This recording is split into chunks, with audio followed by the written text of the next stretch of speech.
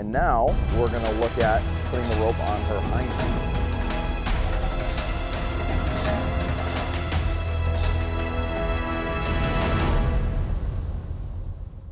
All right, everybody, it's our last day here with the Mustangs, and I'm really happy with what we've accomplished so far. I do have one more project that we got to tackle, which is the hind feet, which is the little more delicate. It's pretty easy to get kicked by those, so we got to be careful and methodical how we go about that. And we got to start handing these horses off to the staff here at Florida Horse Protection and showing them or giving them a good setup and plan for what they're going to do to continue with these horses' training. All right, so yesterday we tackled putting the ropes on her front feet and letting her get comfortable with that, and that went pretty well. Pretty happy with that. So we've already done that step with her this morning, and now we're going to look at putting the rope on her hind feet. What I want to do is I want to rub her legs and pick her feet up. That's what I want to do. So everything you're about to see me do is to prepare this horse to make that look easy. If I just go right for me picking up her hind legs right now, there's a likely chance either I get kicked or she doesn't really enjoy it because she's still nervous while we're doing it. So I got to ask her to do some harder things first, like packing this lariat rope around her.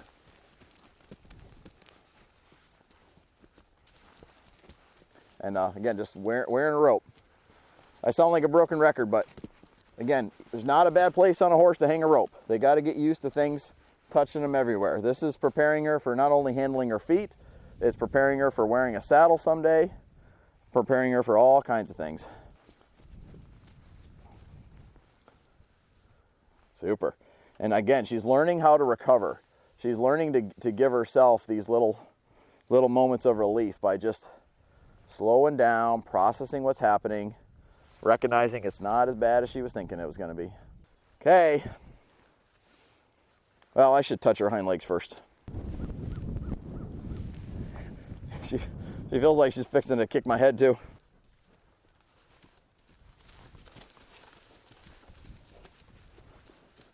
You're okay.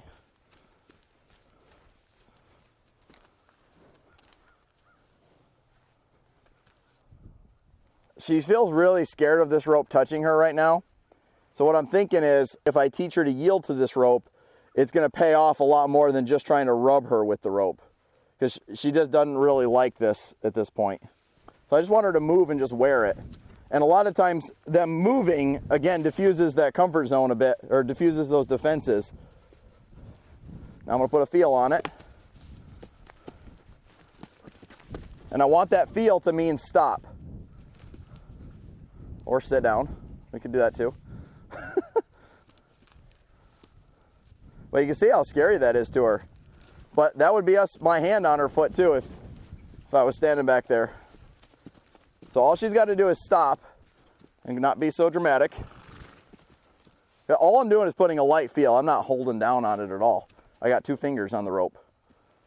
But this needs to mean stop. So if she wants to get relief, right there, she has to stop.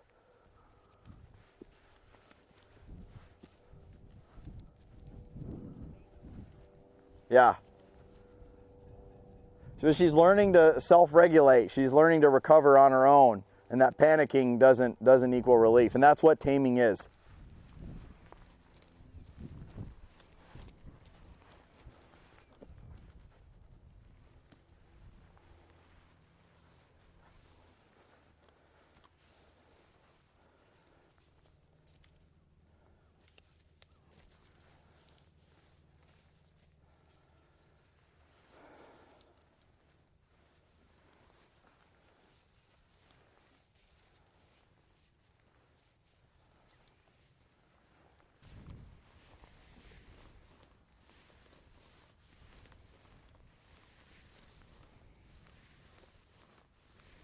She's a good example I was talking about of rubbing their legs until they leave their foot on the ground. Like on a advanced horse, picking their foot up is like, oh, they're offering me to their foot. No, she's preparing to kick. So like you got to respect that. And you just get whatever she'll give you. And right now it's about from the top of her hip down to her stifle, and then she starts getting a little quivery, where if you keep pushing it, like right now she's leaving it, so now I could keep going and probably be okay. Because she told me she was okay there. And the other idea is that we've done hard enough things besides the hand that she shouldn't go to kicking right away, at least without warning. And so we still need to keep, we can't just ignore that. So you guys are going to have to keep pushing this, but This is easier than all those tools I just used. That's why we do those tools. It's like, I love it when you use those tools and they come out the other side like great with it. Like, wow, it looks perfect. She's not really gonna look like that, but it still paves the way for me to rub her with my hand. And she still can accept that. So prey animals are genetically designed to outmaneuver and evade humans. So when their defense systems are coming up, they start planning where they're leaving to. So if we can have a couple of go-to strategies that when the horse is not accepting what we want or doing what we want and they're just kind of in a little bit of a mood, we need to have some go-to strategies. So for these Mustangs, so let's say this horse is backing up when we go to pick up the front right foot, and she's blocking us out of this right eye a little bit. But we go to this foot, she kind of keeps backing up. So what I'm gonna do is instead of going to that front foot where she's getting defensive, which is why she's backing up, I'm gonna go ahead and drive her rib cage and hindquarters around a little bit. So I'm just tapping her lightly here, and this is just kind of annoying to her. She'd rather me not do this. And I'm gonna do this until she gets a little softer to this. And it's starting to feel there. That felt pretty good. So now I'll stop there. And basically what I'm suggesting is everybody should just have a couple of kind of go-to moves. You don't need to have 10 different moves. You just need a couple of like, okay, if I feel that horse kind of outmaneuvering me with something and evading, I'm gonna go to this maneuver. Now I'm gonna retreat from that maneuver, and I'm going to indirectly release her on handling the front right foot.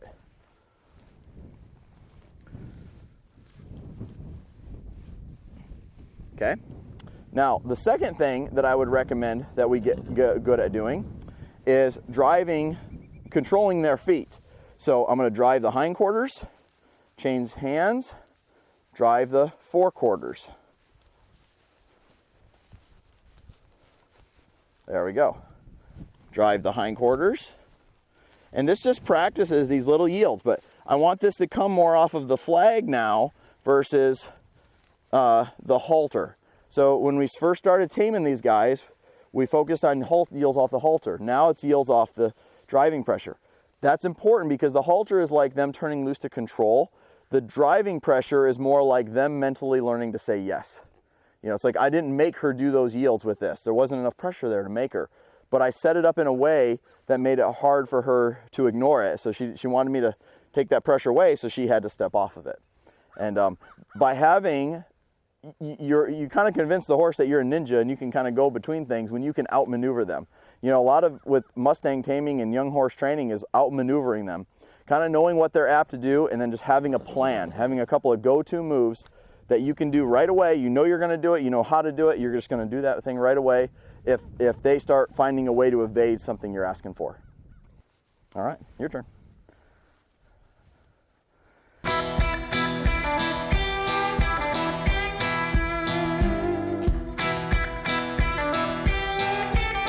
So essentially, my recommendation is going to be to keep the horses in these pens for another couple weeks, separate like that. Like I'm going to tell you what I think is kind of the ideal setup, and then you guys can kind of make your adjustments and what you think is possible for you guys to handle. So ideally, for the next couple weeks, you would just leave them in individual pens where you could do some handling. Basically, you could take the halter off whenever you're maybe at the end of you handling them a little bit, you feel like you can walk up and halter them relatively easily. And then I was also suggesting that you leave, like if it's possible, to leave one round pen set up here. That way you could walk up and put a lead on them and handle them there, but you could also have a pen that you could lead on if you wanted to isolate one and work with it separately, or show somebody that's maybe interested in adopting it, whatever it is. It would be pretty helpful to have a round pen out here to use. So when you're catching them, all the horses should know this pattern. Some know it better than others. And then this is part of the taming process that's interesting. So Iris was by leaps and bounds the most difficult to get our hands on at first and put a halter on. But because she was difficult to do that with, she knows the catching game much better than the other horses do. Because the other ones didn't leave that often, so they never really learned it as deeply as she does. So this horse, you'll see here, she knows it pretty well. But this is something that before you guys get in a hurry today to halter up the other ones, even though you could halter them pretty easily, take some time and practice the catching game here, which is kind of going side to side. And of course you got to be in a small pen, but you can see she understands face up with two eyes. And I'm not just going to go see if I can walk up and touch her. My first thought is, will she come to me? And so there she went to leave, so I stepped more directly to her to get 2 eyes, and now I can step away. And so this is completely different than me walking in here going, I'm gonna try to get a hold of you.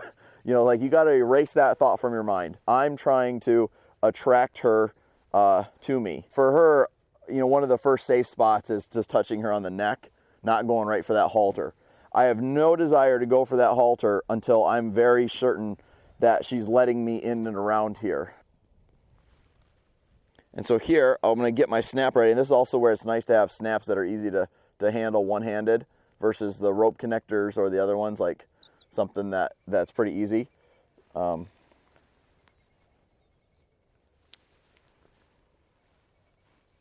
little different catching than previously, huh? And then once you're here, she doesn't feel like she wants to leave at all. She feels really solidly here. So what I would do from here is I would just stay here and pet her. So it's always good to have a little bit, if you're gonna do anything that has some intensity that might be a little scary to them, it's always good to use the sandwich technique, which is do some easy stuff, then do the harder thing in the middle, and then finish on the easier thing. So if you're really limited time, don't really jump into anything too difficult because you might have time to get through it. Does that make sense? You don't want to leave them on something hard. So I was always very aware of what time it was in the day when I started a new thing with them. I was like, okay, I'm gonna give myself plenty of time to finish that and to let them decompress and have a positive thing with me before we go to lunch or whatever it was. I would recommend touching all the legs and everything with the stick and string or the stick and the flag before, you know, reaching your hand down there just yet. Because they're gonna have, you know, good days and bad days. You know, they're still horses that have had very minimal handling. They've had all the like training and things they needed to learn, they'll have learned in these 5 days. But what they don't have yet is the experience and the time quotient doing that, practicing those skills. That's what they need to add more, and that will allow them to get more solid with all of these steps. Now I would pet them all over.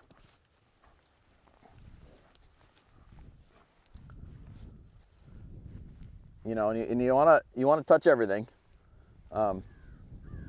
And this is just a kind of a quick check-in here. Once you've done this, now I want to do, before I do any more, like basically what's left is a lot of friendly stuff. But I don't want to do any more friendly stuff now that I've kind of checked out that I could walk around them. Now I want to do some yields. And this releases the horse to the friendly stuff, the confidence building stuff. If you just go straight to the confidence thing like you saw me do with the stick and string, that was a little bit scary to her. So I'll just do a little bit of leading.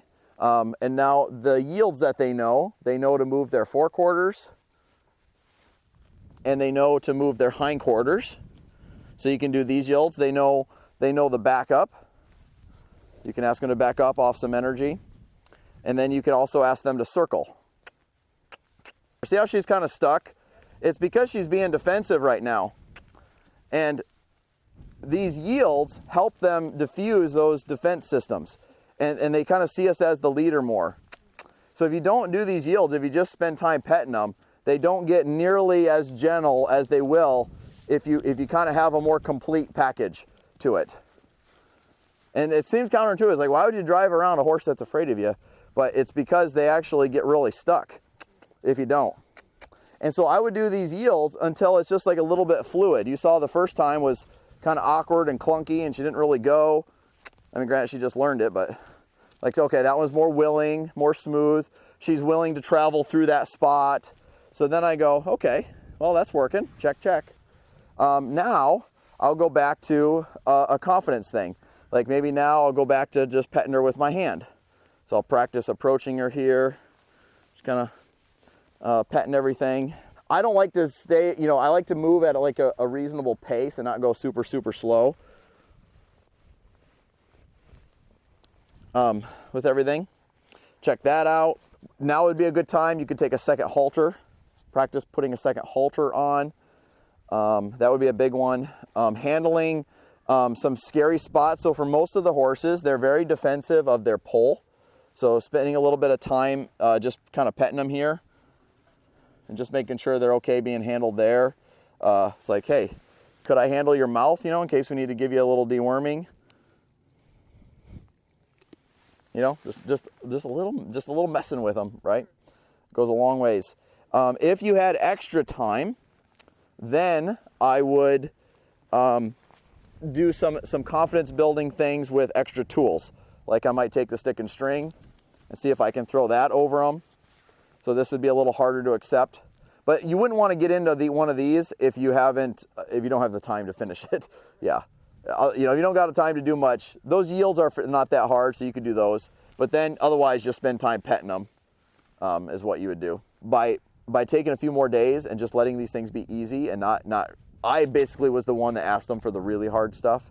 And so now I don't want them to do hard stuff. Now I want them to, it's like nothing new, easy stuff. Let it feel good. Let them enjoy being handled by people. Let them start to look forward to, oh, the people are here. Now this is going to be more interesting than what I was doing before they got here. One more thing I would like to show. If you guys do have extra time, one of the things that I would be pretty inclined to spend some time on is using the rope to not just petting their feet, but using the rope to ask them to follow a feel. And they were all doing that with these horses today. But just a little bit of extra time doing this. And then the goal is to be able to pick the foot up here.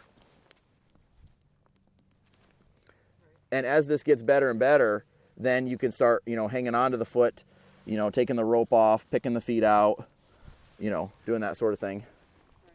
But it's, you know, all that stuff's kind of fragile.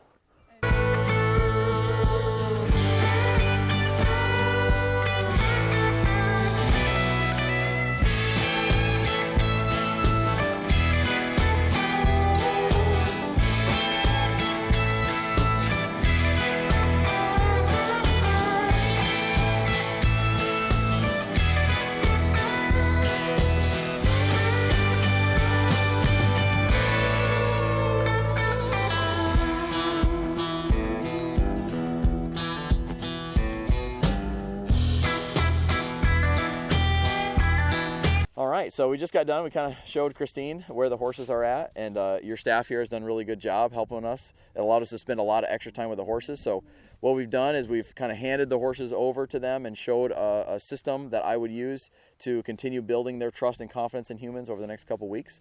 But just kind of tell us your thoughts on what went on this week. I'm just amazed. We are all just amazed by the progress that these 4 Mustangs have made in your care and your team's care. They were completely unhandleable, completely untouchable, and we were so concerned about their safety. So impressed Thank you. with everything that has happened, and just so grateful. You've really basically saved their lives is what you've done. So we are so grateful. Awesome. Well, thank you. And thanks for trusting us with them. So they're going to be moving forward, continuing the training and developing, reinforcing everything that we did so that it really kind of takes a hold. They're going to be available for adoption. Yes, we are hoping that they're going to be available for adoption very shortly. We're going to talk to the BLM in February, but our goal is to get them into the loving arms of their loving adopters. Awesome. And for those of you watching, you know, this place is doing a fantastic job caring for the horses and taking a lot of responsibility for the horses that need help and care in Florida. So if you guys would like to help contribute, how can they do that? Please go to our website, www.hpaf.org, and go to the homepage, click on the donate button on the homepage. That will help us feed these horses and provide training for them. Awesome. Well, thanks for having us out. And we got a couple more horses that we might see on some videos here coming up. So they have a couple more horses that we're going to be looking at. So stay tuned for those videos.